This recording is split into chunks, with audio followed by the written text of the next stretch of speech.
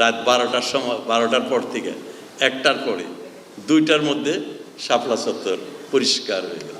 শাপলা চত্বর পরিষ্কার হলো। শাপলা চত্বর হলো স্যান্ডেলের শাপলা চত্বর। সব হেফাজতের এই ধর্মান্ধরা, এই জঙ্গিরা, যারা মানবতার শত্রু, ধর্মকে যারা রাজনীতি ব্যক্তিগত উদ্দেশ্যে ব্যবহার করে, পাকিস্তানের উচ্ছিষ্ট বুকি। আপনারা জানেন বাংলাদেশ আজ দানা জাতীয় খাদ্যে স্বয়ংসম্পূর্ণ। প্রত্যেকটা ফসলের দুধ, মাছ, মাংস, প্রতিটা খাদ্যের উৎপাদন আজ বেড়েছে।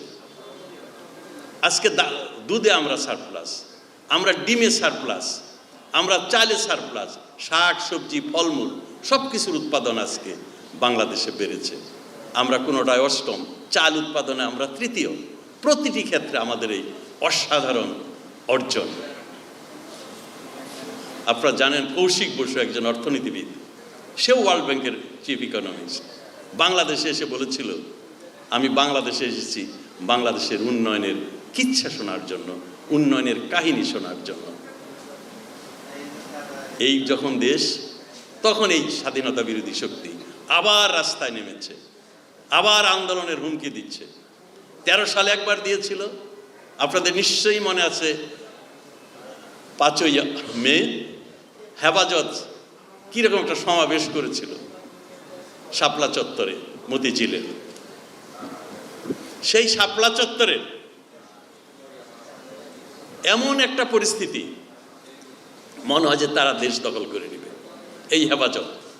সন্ধ্যা পর্যন্ত, আমি তখন মন্ত্রী, অনেক চেষ্টা করলাম তাদেরকে বোঝানোর জন্য, টেলিফোনে আলাপ করলাম হেফাজতের প্রধানের সাথে, বলে সন্ধ্যায় আমরা উঠে যাব।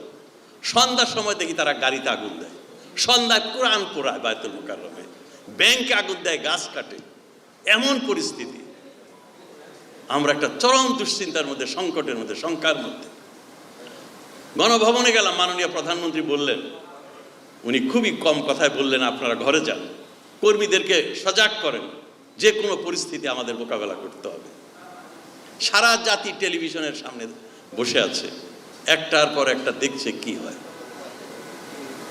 আপনাদের মনে আছে রাত 12টার সময়, 12টার পর থেকে 1টার পরে 2টার মধ্যে শাপলা চত্বর পরিষ্কার হয়ে গেল। শাপলা চত্বর পরিষ্কার হলো। শাপলা চত্বর হলো স্যান্ডেলের শাপলা চত্বর।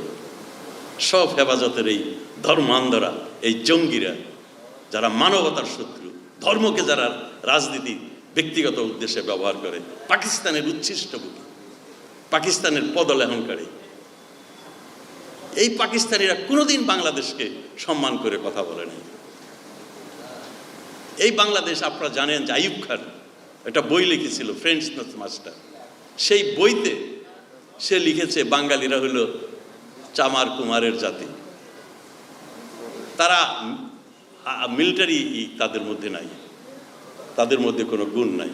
আমি এমনও শুনেছি একজন বিদেশি আমেরিকান অ্যাম্বাসেডার একজন জেনারেলকে জিজ্ঞাসা করেছিল যে সেনাবাহিনীতে মাত্র 8 ভাগ মানুষ কেন বাংলার, তারা তো মেজরিটি জনসংখ্যার দিক থেকে। নেভিতে কেন 7%, ডেপুটি সেক্রেটারি তোমাদের 207 জন, 8 জন কেন বাংলাদেশের ফেডারেল গভর্নমেন্টে। এই যে বৈষম্য ছিল, এই বৈষম্যের বিরুদ্ধে বঙ্গবন্ধু কথা বলতেন।